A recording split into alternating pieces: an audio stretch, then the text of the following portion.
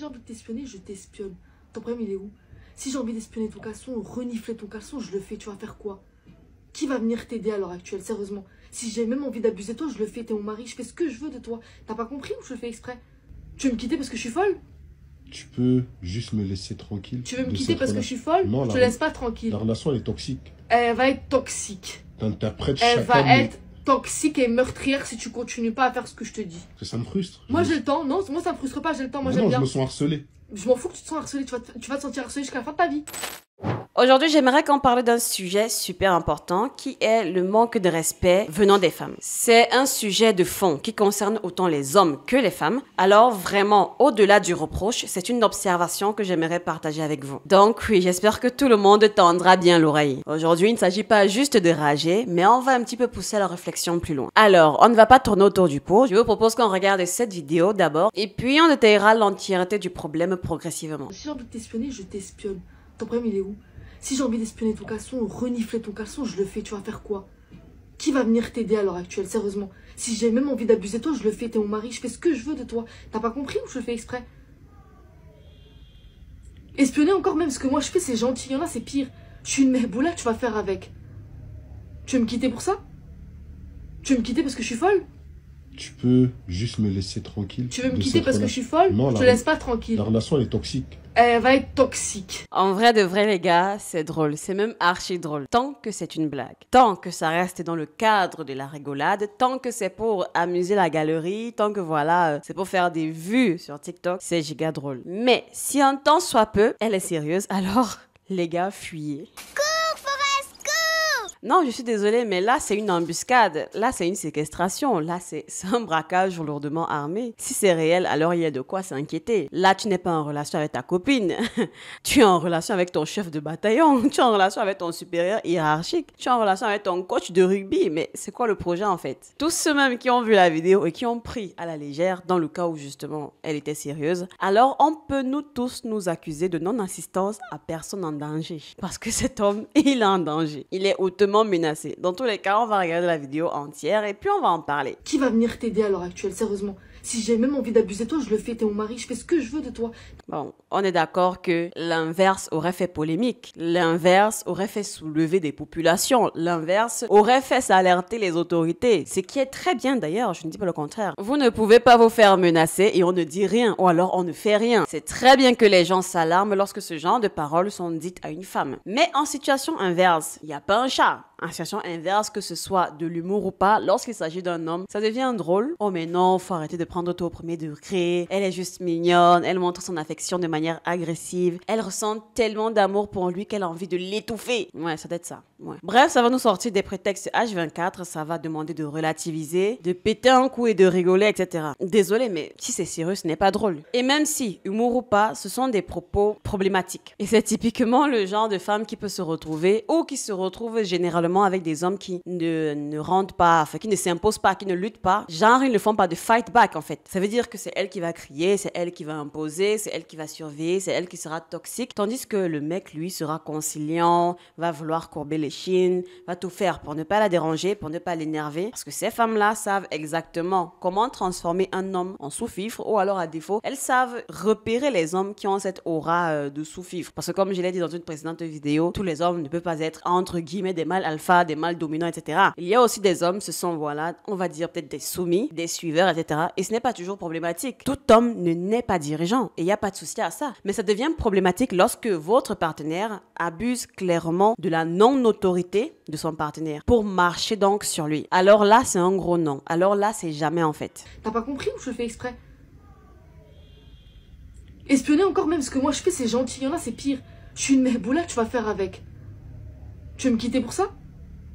Tu veux me quitter parce que je suis folle? Oui, exactement. Elle a très bien résumé la situation. C'est un motif suffisant de rupture, je trouve, enfin, selon moi. Il veut sauver ses miches, donc au moins son instinct de survie fonctionne encore. Je ne sais pas qui décide volontairement de rester engagé à quelqu'un qui a des problèmes psychologiques. Non, mais désolé, arrivera un moment où justement la folie va faire en sorte qu'elle commette des actes irréparables, en fait. Des actes dangereux, des actes qui vont mettre en danger la vie de son partenaire. Par exemple, je ne sais pas si vous l'avez remarqué, mais dans Batman, tous les super vilains ont une principale caractéristique caractéristique, c'est qu'ils sont fous. Le Joker, il est fou, Harley Quinn, elle est folle, le Pingouin, il est fou, et tous ces fous-là ont développé une force extraordinaire après être devenus fous. Donc, peut-être qu'à un moment donné, c'est nous, en fait, qui ne savons pas. Mais en fait, les fous sont super forts. Résultat, les fous sont dangereux. La preuve, Batman les pourchasse sans relâche pour les mettre en cellule. Donc, comment tu peux me dire qu'il ne devrait pas te quitter sous prétexte que tu es folle? Mais être folle, madame, c'est un prétexte hautement significatif. Tu peux juste me laisser tranquille. Tu veux me de quitter cette parce que je relation. suis folle? Non, Je te laisse pas tranquille. La relation, elle est toxique. Elle va être toxique. T'interprètes Elle chacun va être toxique et meurtrière si tu continues pas à faire ce que je te dis.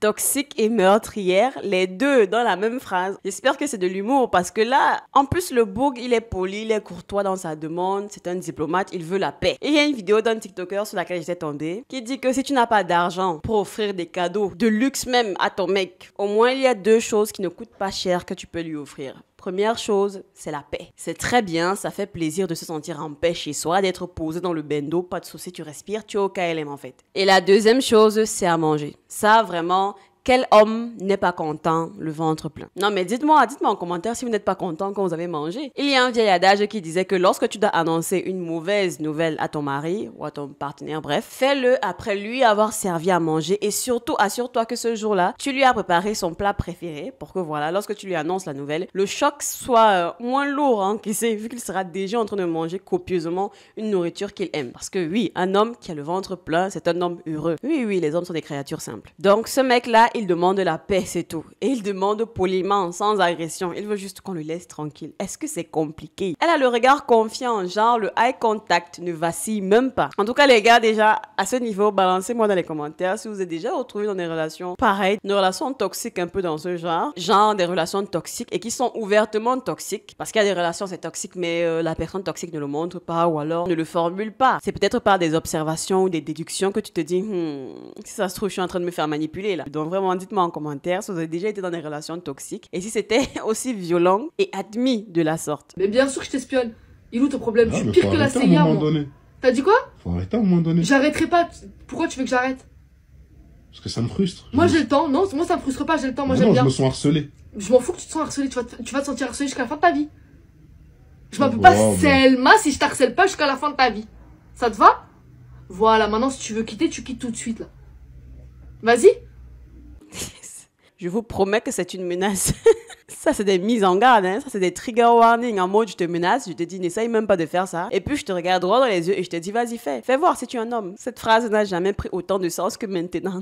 Bref. Au-delà de l'aspect drôle, mais surtout de la gravité des propos, vraiment revenant dans le thème, il faudrait noter que autoriser une femme à vous parler comme ça, c'est lui autoriser ouvertement à vous manquer de respect. Simple. Parce que même si c'est une blague, cette blague peut et va se transformer en habitude. Habitude qui, au fil du temps, va s'enraciner et qui va devenir une seconde nature. Et vous vous retrouverez, messieurs, avec une femme littéralement autoritaire, irrespectueuse et toxique avec vous. Ce qu'il faut capter en premier lieu, c'est que le manque de respect, c'est rarement quelque chose qui débarque d'un coup. En général, ça s'installe petit à petit, tranquille, presque en douce. Le meilleur indicateur qu'un gros manque de respect va arriver, ce sont les petits manques de respect, ceux qui passent presque inaperçus, planqués derrière des excuses du genre « ouais, non, c'était pas intentionnel » ou alors tu te fais des idées. Donc, messieurs, si vous ne voulez pas vous retrouver avec un gros problème plus tard, le mieux c'est d'agir dès les premiers signes quand c'est encore léger et que vous avez encore le contrôle. Un bon exemple de ça, on le voit clairement dans les lycées ou alors dans les prisons. Ouais, ça peut paraître extrême comme exemple, mais c'est là que le mécanisme saute aux yeux. Un mec qui veut dominer les autres, au lycée par exemple, il ne va pas foncer dans le tas direct, c'est trop risqué. Surtout qu'il ne sait pas encore si la personne en face, donc la personne qu'il veut intimider, va se laisser faire ou pas. Imaginez, il tombe sur la mauvaise personne, ça peut lui retomber dessus et lui compliquer la vie. Du coup, ce qu'il va faire, c'est qu'il va tester. Genre, dans les couloirs, il va faire quoi? Il va peut-être bousculer un gars par accident et il observe la réaction du gars. C'est un test tout en finesse parce que derrière, il a toujours une échappatoire, il a toujours une excuse qui peut balancer. Genre, oh non, mec, désolé, je t'ai pas vu, ou alors je n'ai pas vu où j'allais, etc. C'est encore plausible. Mais si le gars a bousculé, genre le gars qu'on a bousculé, s'excuse lui-même, là, c'est fini. Il passe direct en mode proie facile, en mode victime. Par contre, si le mec relève la tête, lâche un regard bien sec là, ou alors répond avec fermeté, là, l'intimidateur va éventuellement reculer. Il dira sûrement du genre, ouais, mec, relax, pourquoi est-ce que tu t'énerves? Mais dans sa tête, il va se dire, il faudrait pas que j'insiste, lui là, il va pas se laisser faire. Le vrai souci, c'est que la plupart des intimidateurs savent très bien ce qu'ils font. Et ouais, et les femmes aussi peuvent d'une certaine manière tout à fait en faire partie. Elles peuvent consciemment utiliser des méthodes bien calculées pour atteindre les autres psychologiquement ou émotionnellement, juste pour obtenir ce qu'elles veulent. D'ailleurs, c'est notre plus grande force, la manipulation. C'est pas moi qui vais le nier, mais je pense quand même qu'il faut être honnête. Beaucoup de femmes ne se rendent même pas compte qu'elles manquent de respect aux hommes. Et ça, c'est en partie parce que le respect, eh bien, ça ne veut pas forcément dire la même chose pour les hommes et pour les femmes. Et là, c'est le moment où il va falloir vraiment ouvrir les oreilles et se concentrer. On va faire un petit test, rapide et très révélateur. Vous pouvez même lui faire passer ce test, messieurs. Et même vous pouvez faire ce test. Genre, vous vous dites, intérieurement, vous devez répondre à cette question, ou alors vous lui dites qu'elle doit répondre à cette question. Genre, à chaque fois que vous vous demandez si un truc que vous faites ou que vous dites peut être irrespectueux, posez-vous juste cette question. Est-ce que je dirais la même chose de la même manière à mon patron si je tenais à garder mon emploi? Si la réponse est non, alors félicitations. Vous avez probablement mis le doigt sur un comportement irrespectueux. Sérieusement, attendez, imaginez un petit peu la scène. Est-ce que vous lèveriez les yeux au ciel devant votre boss? Genre...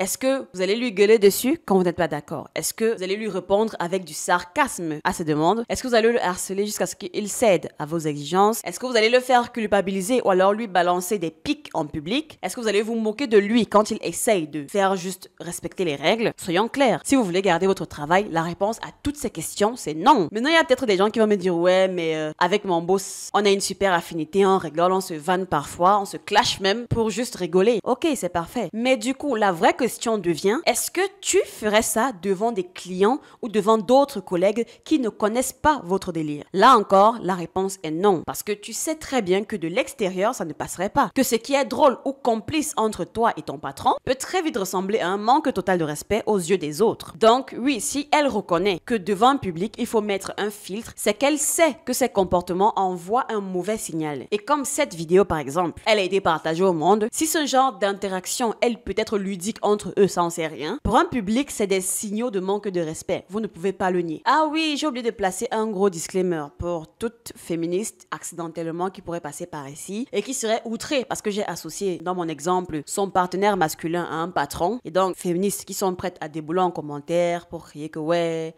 son mec ne sera jamais son patron. C'est tout à fait vrai, hein. Mais votre patron n'est pas votre patron non plus, si vous voyez ce que je veux dire. Il ne vous commande pas. Vous n'êtes pas son esclave en fait. Vous êtes juste sous sa juridiction. Il ne peut pas vous forcer à faire des choses que vous ne voulez pas faire. Vous participez volontairement à une relation professionnelle avec lui. C'est un accord. C'est votre patron dans le cadre du travail. C'est dans un contexte professionnel. Ou mieux encore, il est le patron des employés qu'il dirige. Ce qui est un rôle que vous avez volontairement accepté d'assumer, mesdames. Donc, dans cette dynamique, le patron a l'autorité légitime de faire des demandes raisonnables, bien sûr, et de fixer des attentes raisonnables aussi pour ses employés. Et donc, relationnellement, la personne qui construit le cadre ou qui initie la construction d'un foyer relationnel en devient le patron ou alors le capitaine. Et dans la majorité des cas, ce sont les hommes. Oui, il y a des fois où ce sont les femmes, mais généralement, c'est l'homme, au moins à 85, voire même plus % du temps en fait. Ce sont généralement les hommes qui font des offres aux femmes pour leur demander de rentrer dans leur vie et non l'inverse. Donc, messieurs, si cette femme vous manque de respect, alors qu'elle ne le ferait jamais avec son patron, elle vous communique littéralement que sa relation professionnelle avec son patron a plus de valeur que sa relation intime avec vous. Et qui sait, ça peut-être que c'est le cas, hein? Peut-être qu'elle value sa relation avec son patron au-dessus de la vôtre. Et donc, elle n'en a rien à faire. Ou alors, pour elle, ça fait sens de mettre son patron en haut de vous. Et alors, à ce niveau, il n'y a aucun problème. C'est juste son choix. Et donc, dans ce cas, si vous n'êtes pas d'accord, vous la quittez et puis c'est tout. Cependant, si ce n'est pas le cas, si elle vous dit que non, votre relation intime, amoureuse, a plus de valeur que sa relation avec son patron, ces femmes doivent donc prendre conscience qu'elles communiquent ce message par inadvertance. Maintenant, on va expliquer pourquoi une femme ne devrait pas manquer de respect à son partenaire. Si ce n'était pas déjà évident pourquoi, c'est pas gentil d'être méchant, alors on va l'expliquer ici. On peut répondre à ça de deux façons. D'abord, soyons clairs. Un homme qui a un minimum d'estime de lui et qui a des options, bref, qui sait qu'il peut plaire, il ne va pas tolérer le manque de respect.